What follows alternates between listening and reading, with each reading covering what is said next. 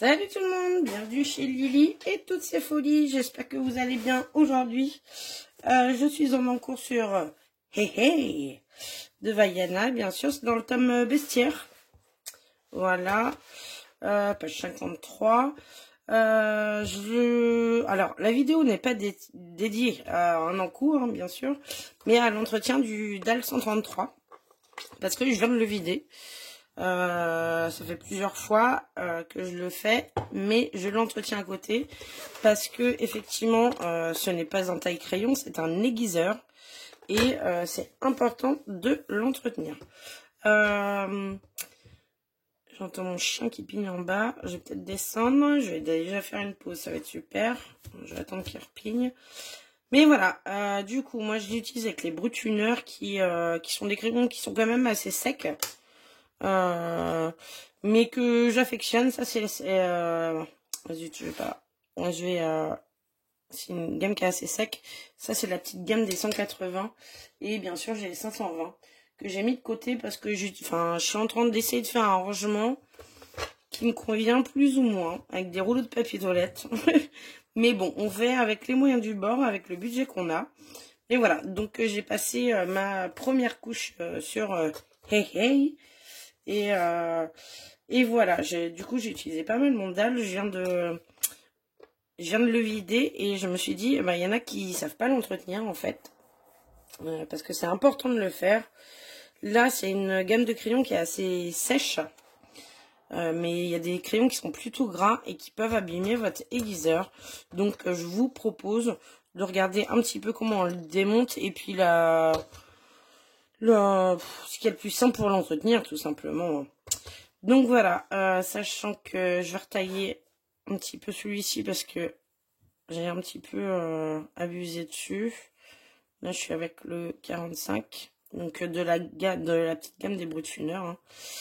Voilà, je voulais passer ma deuxième couche, mais je vais avoir besoin de le réaiguiser. Hop, mais par contre il va falloir que je m'arrête parce que autrement je vais pas y arriver. Tout simplement, alors pour l'utilisation, pour ceux qui connaissent pas, donc c'est pas un taille-crayon, c'est un aiguiseur, hein, ça aiguise le crayon. Il y a plusieurs façons de l'aiguiser, soit en pointe fine ou soit en pointe plus épaisse, plate, comment dire. Moi je fais que de la fine, hein, donc voilà, pour régler l'aiguiseur, faut tourner du sens indiqué, c'est tout simple, c'est tout simple. Hop, alors je vais faire ça avec vous. Hop, il faut, pardon, hop, appuyer sur le petit bitouki qui est là, tirer, réappuyer, insérer son crayon jusqu'au bout. Tac, et après ça se bloque quand on relâche. Vous entendez le bruit, je vais tourner et puis dès que ça va être bien taillé, je vais plus avoir je vais pas être obligé de forcer. Là vous voyez, je suis obligé de forcer.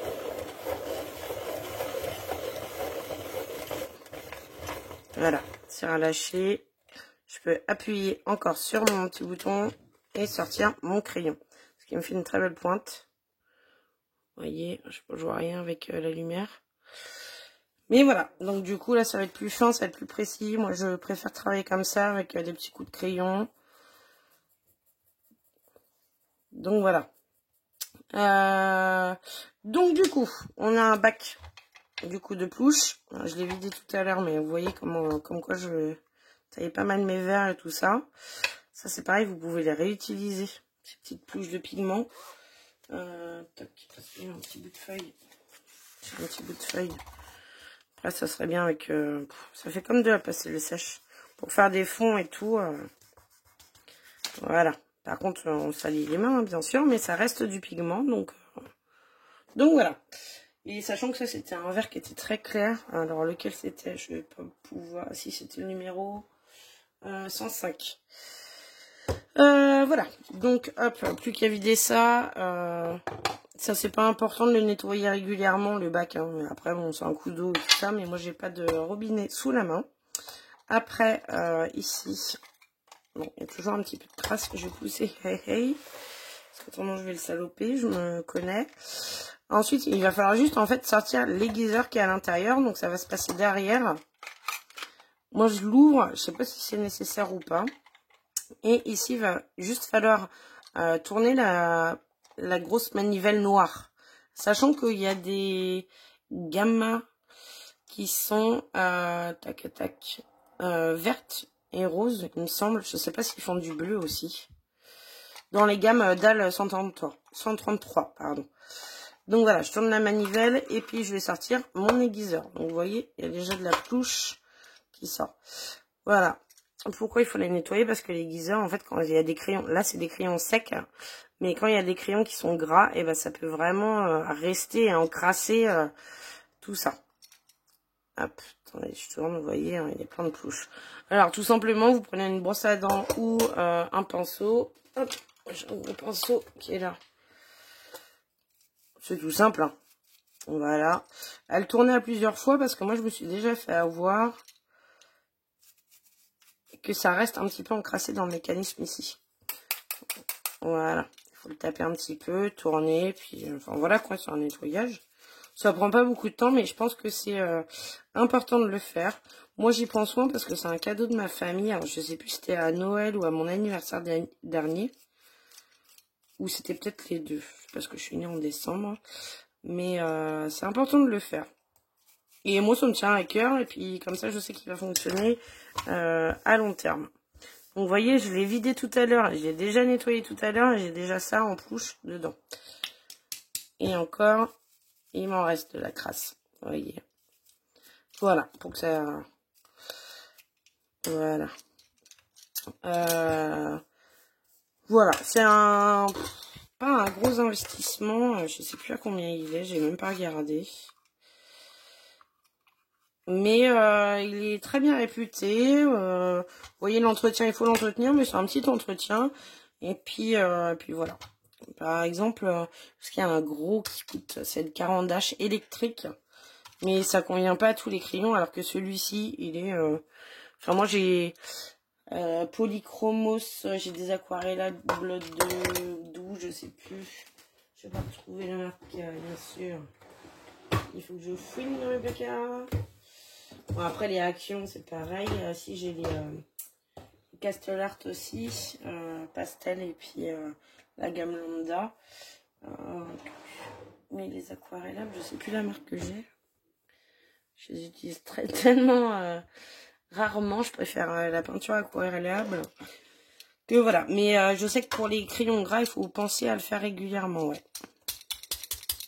Donc voilà. Bon, après il suffit juste de le réinsérer. Vous voyez, il y a ces deux petites coches qu'il faut remettre dedans. Voilà, comme ça. Et puis, bien vérifier, c'est pour ça que je l'ouvre, que ça s'insère de ce côté-là. Parce qu'autrement, vous n'allez pas pouvoir le refermer. Et pour le refermer, tout simple, hop, du côté, enfin, dans le sens des aiguilles d'une montre. Et on est reparti, mon kiki, quoi. Tac. Je remets mon petit outil. Et du coup, démonstration avec un crayon que j'utilise rarement, peut-être.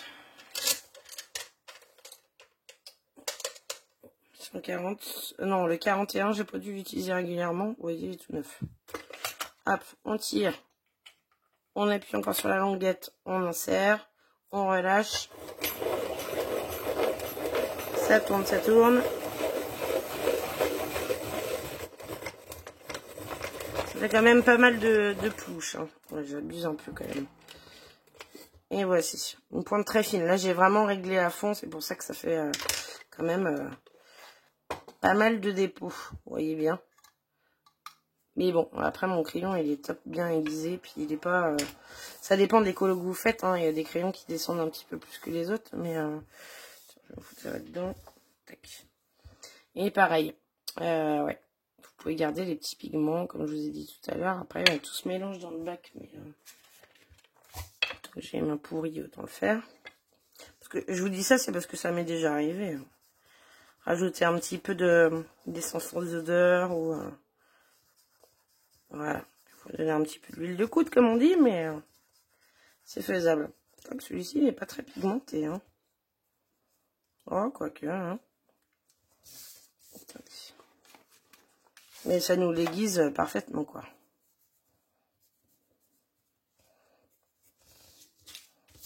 Voilà. Ouais, il n'est pas très pigmenté, ce crayon-là. Je sais pas si vous voyez quelque chose, moi je vois rien, mais c'est ma position qui fait que. Donc voici, voilà. J'ai plus qu'à ranger mon crayon. Et puis, j'ai rien d'autre à vous ajouter sur la vidéo. Si des connaisseuses passent par là, je suis en recherche de qualité de stylo gel blanc. J'ai perdu vraiment le nom de celui que je voulais. Mais celui-ci, c'est un Castle. Et en fait, j'ai remarqué, moi je l'avais bien entamé, mais il a dû faire une prise d'air là. Et du coup, bah, il fonctionne plus, j'en ai besoin, donc ça me gonfle. Voilà, je voulais finir mon marque-page fleur avec celui-ci parce que j'étais déçue du stylo gel paillette vert et du coup je voulais remettre un coup de blanc. Je sais pas, j'ai un peu paumé, mais ouais, je voulais changer du coup. Ouais, mais dans tous les cas, il m'en faut du coup du stylo gel blanc. Donc si vous avez des marques à me conseiller, parce que je sais qu'il y en a qui sont hyper bien, qui durent dans le temps. Bon, c'est pas ce que j'utilise le plus, hein, mais j'aimerais bien m'en procurer un de marque qui dure dans le temps. Donc voilà, c'est tout. Si vous passez par là, je sais qu'il n'y a pas grand monde sur ma chaîne, mais au moins c'est dit. Si un jour ça se développe, ça me fera plaisir. Je veux pas devenir youtubeuse, hein, je veux juste partager un petit peu ma passion des loisirs créatifs, parce que c'est vrai que j'en possède pas mal, hein, je me répète, mais voilà. Bon, bah je vais continuer avec Hey Hey, et puis et je vais imaginer mon fond correctement. Je pense que je vais finir vraiment notre petit coq préféré avec ma deuxième couche, et après je vais attaquer le fond. Donc voilà. Bon, bah je vous souhaite une très belle journée à tous, et puis à bientôt. Salut tout le monde.